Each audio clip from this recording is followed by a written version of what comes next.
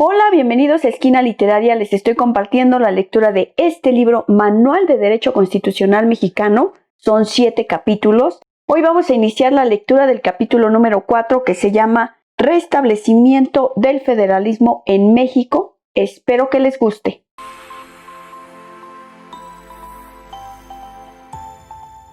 Capítulo 4. Restablecimiento del federalismo en México. Breve contexto en el que surge el Acta Constitutiva y de Reformas de 1847. El Acta Constitutiva y de Reformas de 1847 surgió en uno de los momentos más difíciles de la historia de nuestro país, pues no solo continuaba la lucha entre liberales y conservadores, sino que además México se encontraba en guerra contra Estados Unidos. El grupo liberal se había posicionado con un número importante de diputados dentro del Congreso ordinario, lo que le permitía tomar de nuevo el control político. Por lo tanto, acordó el restablecimiento del sistema federal. La determinación de restablecer la Constitución de 1824 fue por mayoría. Todos coincidían en que no era el momento oportuno para convocar a un Congreso Constituyente. Lo mejor era restablecer el federalismo con la primera Constitución que rigió al México independiente. La discusión solo se presentó en cuanto al momento y la forma de realizar las reformas necesarias para adaptar la Constitución a los nuevos retos presentados en 1847. Por una parte, los legisladores opinaban que se restableciera la Constitución lisa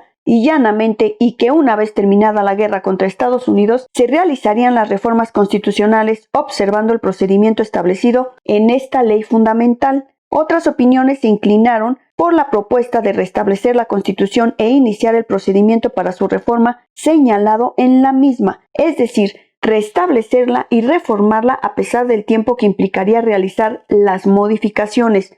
Uno de los miembros del Congreso, el diputado por Jalisco Mariano Otero, presentó entonces un argumento que logró sumar las dos posiciones. Presentada como un voto particular, su opinión proponía que fuera el propio Congreso ordinario quien realizara las reformas a la ley fundamental, haciendo una excepción, es decir, sin respetar el procedimiento establecido para efectuar reformas en la Constitución de 1824. Su propuesta lograba no solo conciliar las posiciones contrarias, sino que además proporcionaba a los miembros del Congreso el contenido de las reformas que consideraba pertinentes. La propuesta de Otero fue aceptada por los diputados del Congreso. Con ello fue posible restablecer la ley fundamental de 1824 y de manera inmediata realizar las reformas que aprobara el Congreso ordinario. El voto particular de Otero fue analizado y discutido por el Congreso. Se tradujo en lo que conocemos como Acta Constitutiva y de Reformas, documento que se promulgó y juró el 21 de mayo de 1847. El documento reflejó las modificaciones que se consideraron oportunas en ese momento, adicionando, derogando y modificando algunas disposiciones de la Ley Fundamental de 1824.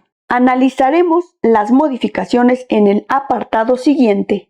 Por otra parte, en relación a la guerra con Estados Unidos, es necesario recordar que si bien la declaración de guerra en mayo de 1846 que presentó México se derivó de la anexión de Texas a ese país, julio de 1845, también es cierto que Estados Unidos, en su afán expansionista y con el argumento de extender el área de libertad, recibió muy favorablemente esta declaración. La consecuencia fue la invasión norteamericana a México. El 14 de septiembre de 1847 fue tomada la capital del país por el general Scott. El presidente de México en turno, Manuel de la Peña y Peña, para evitar ser tomado prisionero, trasladó los poderes federales a Querétaro. En noviembre de 1847 se iniciaron las negociaciones con los representantes de ambos países, para que finalmente se concluyera el conflicto con la firma de los tratados de Guadalupe Hidalgo, el 2 de febrero de 1848. Al final de la guerra, México perdió 2.4 millones de kilómetros cuadrados de territorio a cambio de una indemnización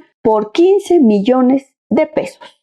Aportaciones del Acta Constitutiva y de Reformas de 1847. Es necesario mencionar las aportaciones incluidas en el Acta Constitutiva y de Reformas de 1847, pues introducen figuras jurídicas trascendentales en el ámbito jurídico. El documento contempló solo las reformas realizadas a la Ley Fundamental de 1824, de tal suerte que se deben tomar en cuenta también el Acta Constitutiva de la Federación y la Constitución Federal del mismo año, como documentos que rigieron la vida de nuestro país en este periodo. A continuación se mencionan algunos puntos del Acta de Reformas. 1. Consideraba ciudadano a todo mexicano por nacimiento o naturalización, que tuviera 20 años, con un modo honesto de vivir y que no hubiese sido condenado en proceso legal o alguna pena infamante. 2. Enlistaba como derechos de los ciudadanos los siguientes: votar en las elecciones populares, ejercer el derecho de petición, unirse para discutir los negocios públicos y pertenecer a la Guardia Nacional.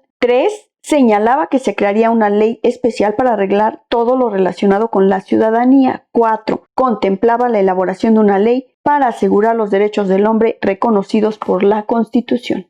4. En cuanto al Congreso General, aumentaba el número de diputados y senadores, sumaba requisitos para ocupar el cargo de senador y adicionaba facultades exclusivas para la Cámara de Diputados. 5. Derogaba los artículos de la Constitución de 1824 que establecieron el cargo de vicepresidente. 6. Establecía expresamente el principio de supremacía de la Constitución. 7.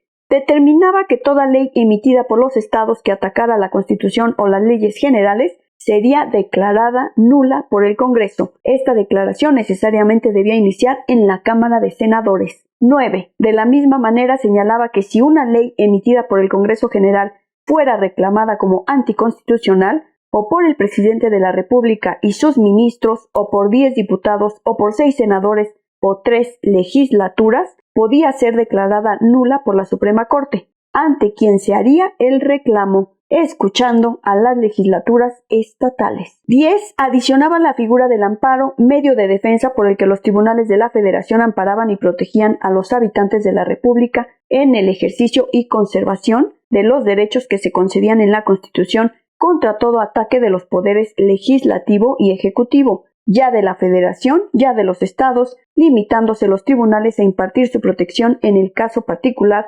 sobre el que versara el proceso, sin hacer ninguna declaración general respecto de la ley o del acto que lo motivare. 12. Permitía la reforma constitucional sin limitación de tiempo y modificaba el procedimiento para hacerlo más expedito. 13. Contemplaba una cláusula pétrea en la que señalaba que nunca se podrían hacer modificaciones a los principios que establecían la independencia de la nación, su forma de gobierno republicano, representativo, popular, federal y la división tanto de los poderes generales como de los estados. 13. No consideraba la ley de imprenta ni la religión católica única, como lo hizo el constituyente de 1824.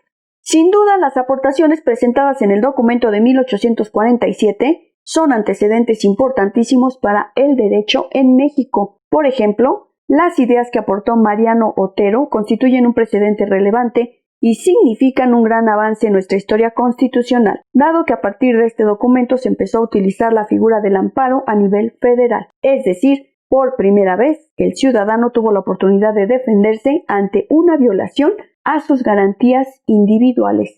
Por otra parte, es necesario subrayar la facultad que se otorgó a la Suprema Corte de Justicia para declarar la nulidad de una ley emitida por el Congreso, que fuese contraria a la Constitución Federal. Es un antecedente de lo que hoy conocemos como acción de inconstitucionalidad. A partir de 1994, se le concedió a la Suprema Corte de Justicia la condición de Tribunal Constitucional. En relación al punto de la religión católica, aun cuando el artículo 3 de la Constitución de 1824 establecía que la religión de la nación mexicana es y será perpetuamente la católica, apostólica, romana, la cláusula pétrea del acta que comentamos ya no la incluía como inmodificable. La razón de lo anterior se puede explicar recordando que las ideas de los liberales fueron señalando el camino, pues ya se habían presentado los primeros antecedentes de lo que se llamaría la legislación de reforma, iniciada por el liberal Valentín Gómez Farías, comentada en puntos anteriores. En cuanto a la libertad de imprenta, de la misma manera ya se había avanzado, y no era un tema necesario dentro de la cláusula pétrea, pues la lucha por considerar y respetar las garantías individuales ya había rendido algunos frutos. Por último, mencionamos otro factor que se presentó constantemente en la historia de México durante el siglo que comentamos. Con excepción de Guadalupe Victoria, que sí terminó su cuatrienio al frente del Ejecutivo en 1824, nuestro país vivió durante el siglo XIX una constante lucha entre los factores de poder, lo cual no permitió estabilidad en los periodos presidenciales, se pueden enlistar diferentes razones, pero el común denominador fue la lucha por el poder. Espero que les esté gustando la lectura de este libro, Manual de Derecho Constitucional Mexicano. Estamos leyendo el capítulo número 4. Si te gustó la lectura, dale like, compártela, déjame tus comentarios. Muchas gracias por escucharme y nos vemos para continuar la lectura del capítulo número 4 y el tema 20 de abril de 1853, último periodo de Antonio López de Santana.